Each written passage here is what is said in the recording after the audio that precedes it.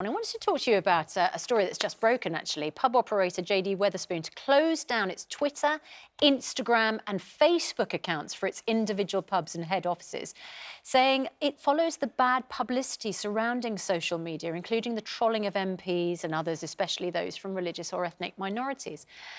Are you on Twitter still? I mean, you got into a bit of trouble, didn't you, for tweeting about someone on a train who was speaking quite loudly and got told off for sort of publicly shaming them. There's an issue. I made the mistake, perhaps, of showing her photograph, but I did show her very clearly I was taking her photograph. I didn't hide the fact that I was taking a photograph.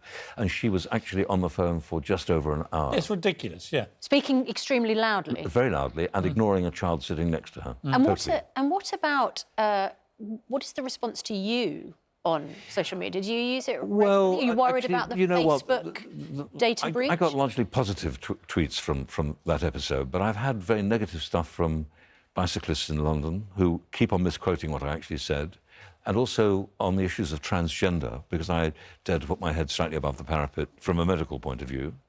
And I think there are two or three things which are best not dealt with on Twitter, because it is a truncated way of trying to express often very complicated views about very complicated problems in a simple way, and it really is not a great medium for that. Where are we with the transgender debate? Because I've always come at this from, I absolutely think anyone that wants to go through a process of transitioning from male to female or female to male, it's such an incredibly difficult thing to go through and so time-consuming and so on and emotionally hard. I would completely support people that do that.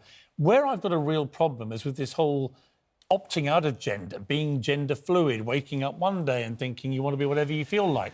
Is that not damaging to society if we allow everyone to self-identify how the hell they like? I can't answer that second question, but with regard to the actual transgender issue, I agree with you completely that support is needed.